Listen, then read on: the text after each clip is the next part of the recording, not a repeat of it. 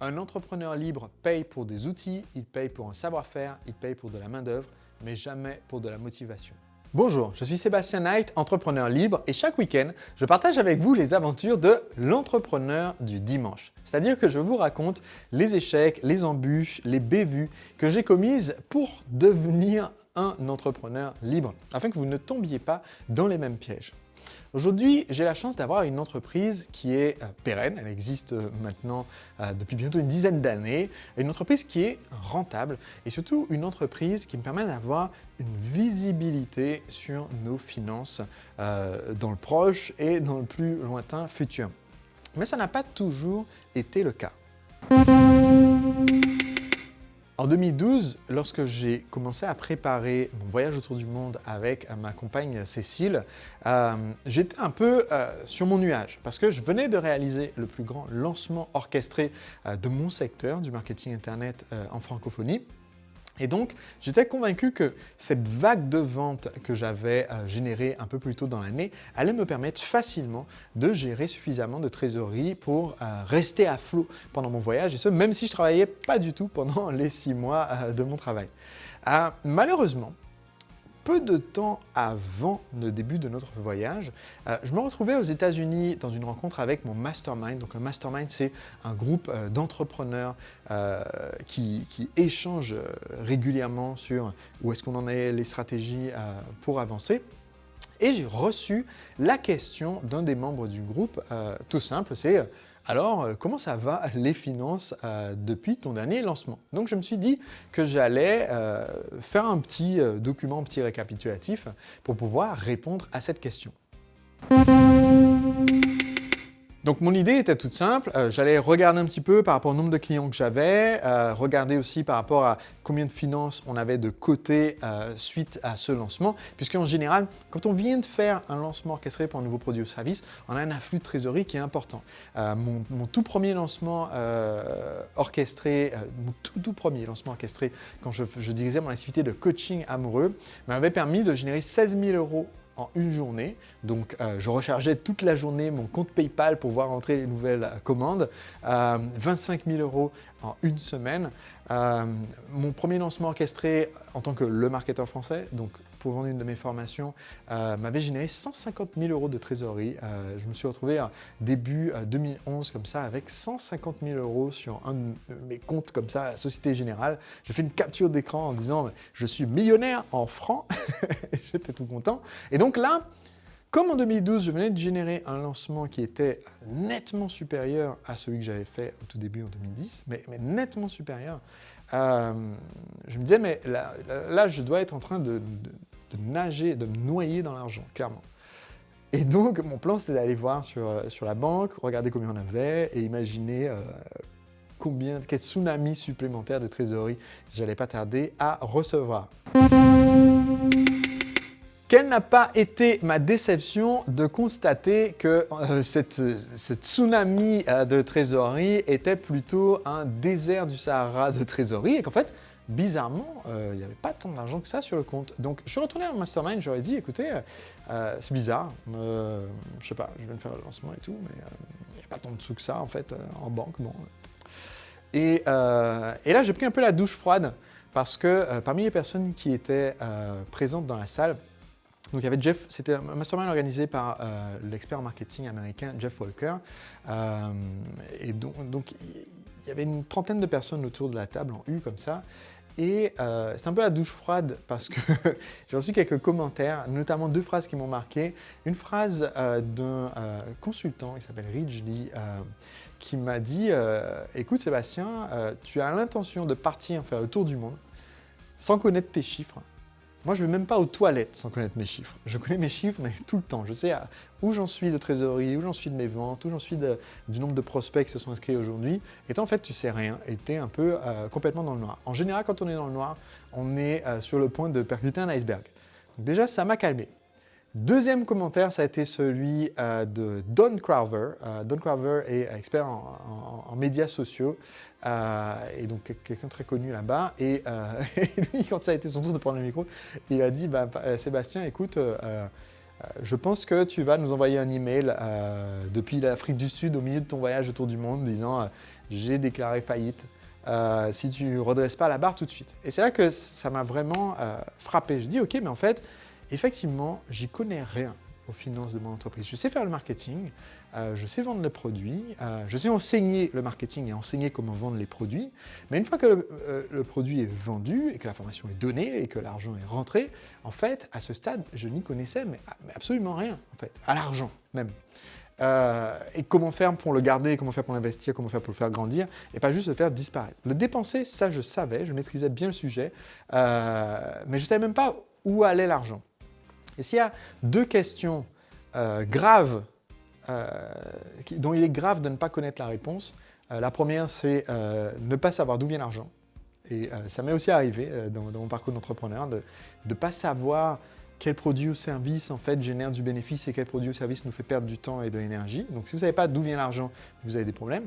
Et ne pas savoir où va l'argent, c'est encore pire, parce que ça veut dire que vous avez un panier percé, vous ne savez pas où sont les trous, vous ne pouvez même pas essayer d'écoper dans le bateau pour surnager si vous ne savez pas où sont les trous dans la coque, quoi. Et heureusement, dans cette rencontre, j'avais la chance justement d'être dans ce groupe et on m'a donc recommandé de discuter avec certaines personnes qui étaient présentes à l'événement et qui étaient experts de la question. J'ai donc eu la chance de discuter avec 3 personnes, 3 consultants avec des expertises très différentes et qui m'ont chacun appris quelque chose de différent dont j'avais besoin pour pouvoir devenir un entrepreneur libre et pouvoir partir faire le tour du monde en étant serein et pas en étant dans le vide absolu et sur le point de faire ma boîte couler. La première personne avec qui j'ai discuté, je ne me souviendrai pas exactement de son prénom, de toute façon je ne voudrais pas citer son nom exact. C'est un consultant qui m'a dit « Écoute Sébastien, ta difficulté là, c'est surtout une difficulté d'organisation pour pouvoir mettre en place des solutions et de mindset. Donc ce que je vais te proposer, c'est que tu t'inscrives pour une sorte de consulting et de coaching et on discute comme ça tous les mois à mesure que tu redresses la situation pour faire le plan de ce que tu dois faire par la suite pendant le mois qui vient, pour faire le bilan de où tu en es et pour t'aider à redresser la barre. » J'ai dit ok, j'ai pris sa carte de visite, mais tout de suite, après cette conversation, ça m'a laissé une sorte de goût amer en bouche pour 2 raisons. La première, c'est si vous êtes un consultant et que vous essayez de vendre votre consulting, le seul moyen de vendre efficacement du consulting, c'est de donner la valeur en avance. Cette personne allait donner 0 valeur et juste essayer de me vendre son truc direct. Tu as un problème, tu as besoin d'un truc, je vais direct te vendre mon consulting / coaching.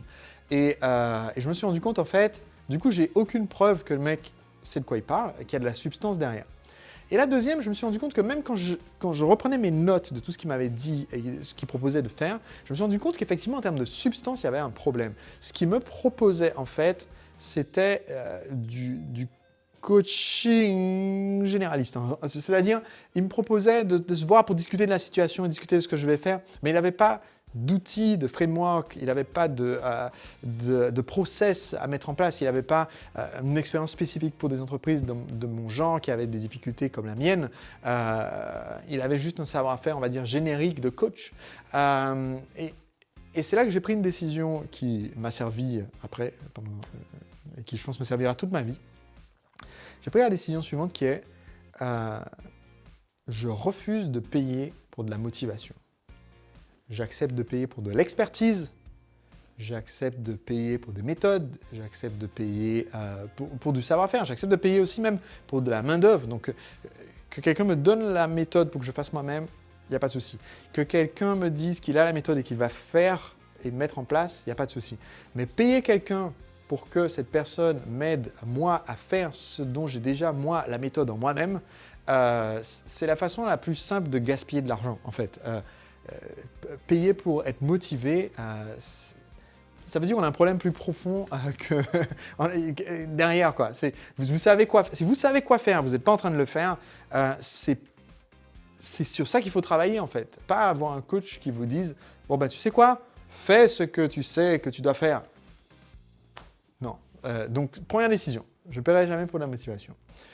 Ensuite, j'ai interagi donc avec les 2 autres. Le premier, c'est donc des 2 autres qui m'ont aidé finalement, pour de vrai. C'était Gareth Carrera, et c'est un gars dont la spécialité, c'est d'aider les boîtes à voir leurs finances. Et en fait, ce qu'il a fait, il a ouvert son ordi et m'a dit, écoute Sébastien, je vais te montrer un exemple réel. Regarde cette feuille Excel. C'est un document immense. Il m'a dit, ouais, c'est assez simple. Ça te montre les 52 prochaines semaines d'un groupe d'entreprises. Il s'agit d'un groupe, pas un groupe pharmaceutique qui font des produits médicaux, mais un groupe pharmaceutique, c'est-à-dire un groupe de 10 pharmacies. Elle m'a dit, écoute, regarde, je t'explique, chaque ligne correspond à une pharmacie, chaque colonne c'est une semaine dans les 52 prochaines semaines, et si tu observes bien, tu vas te rendre compte que le groupe, dans l'ensemble, est rentable. Il me montre les chiffres, il me montre, et je dis effectivement, en fait, ça se voit que sur les 10 pharmacies, il y en a 9 qui font rentrer de l'argent, mais bien, qui ont une trésorerie positive et qui sont rentables. Mais en fait, sur les 10 pharmacies, il y en a une qui, en ce moment, est en train de saigner de l'argent par tous les pores de la peau. C'est l'hémorragie complète de cash. Et en fait, sur le groupe entier, ils ont une seule de leurs 10 pharmacies qui est clairement en difficulté.